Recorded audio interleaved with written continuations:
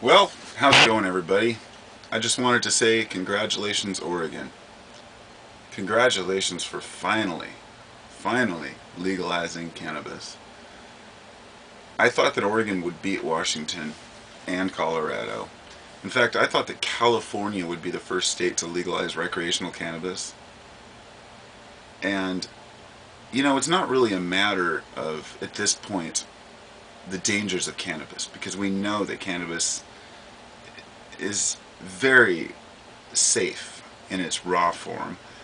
However, with these extracts, people have been using it as an excuse to say, well, look, these people are building laboratories to make hash and yada, yada, yada. Yes, accidents will happen. Things will happen. That's just how it is. But I guess what I'm saying is that over the years, the propaganda that the anti-pot advocates have used to try to keep it illegal and keep it off the ballots finally failed.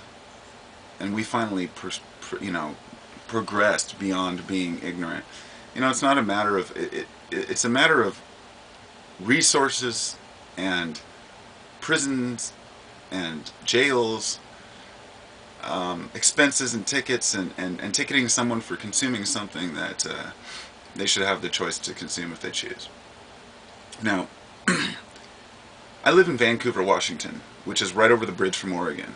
So when I say I live in Washington, I actually live in Oregon, because Vancouver, if you don't know the area, it's a large town. Vancouver, Washington is, but it's just right on the southern border of, and it's on the other side of the river from Oregon, from Portland. And Portland's the big city, and Vancouver's considered basically a part of Portland. So the commerce between the two is great. And so having legalized cannabis where I live, but not in the state where all my friends live and where we do business and talk and want to carry cannabis around legally without having a problem. Um, Now we're finally able to travel interstate, and not have to worry about it.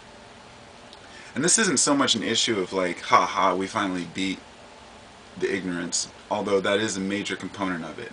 I want to rub it in the faces of all of those people out there who said that cannabis will never be legalized.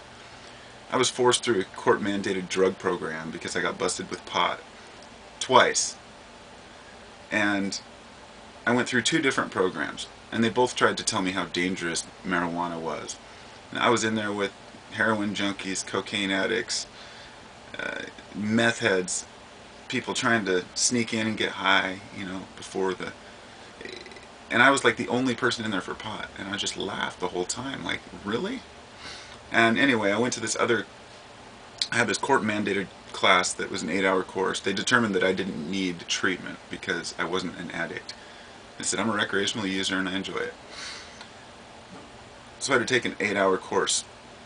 And I went there, and the kid who ran it was basically texting the whole time. He was like 17 or 18 years old. His mom owned the treatment center. I mean, all this crap is all incorporated into the system. People are taking advantage of those who get arrested for pot, by having a treatment center for people who smoke pot. What a joke, But everything's all inclusive. It's a Schedule 1 controlled substance, for God's sake. That's up there with, it's above cocaine and methamphetamines, okay? The federal government considers marijuana more dangerous than methamphetamine. And it's just been ridiculous. I've spent my whole life advocating the legalization of cannabis. 25 years ago, I was making these Lake Oswego hemp activists, like, posters, because I wanted to try to make an impact, a difference. I always spoke out on cannabis issues, and I feel like it's a right of ours. It's a plant, damn it. And anyway, I'm vindicated now. 2 states, 3 states. Now what's next? 4 states? California, you better get your shit together, because you were one of the most progressive cannabis states. I think one of the first medical. And you know what the problem is? This is the saddest thing about it, is that last night Oregon legalizes marijuana for recreational use, while Florida fails their bill to pass medical marijuana. In Florida, you can't even get medical cannabis.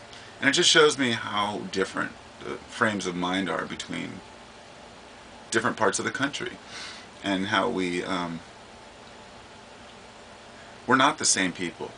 When you call yourself an American, you know, or whatever you want to say, you know, yeah, I love the United States. I love America. What part of it do you love? You know, and what kind of people do you love? And you know, it's great to like all the different kinds. I couldn't live in a place where people were so ignorant that they wouldn't even legalize medical cannabis at this point. But maybe I'm just spoiled, you know, in the sense that when I was a kid there was no medical cannabis. When California passed, I think in what was '96.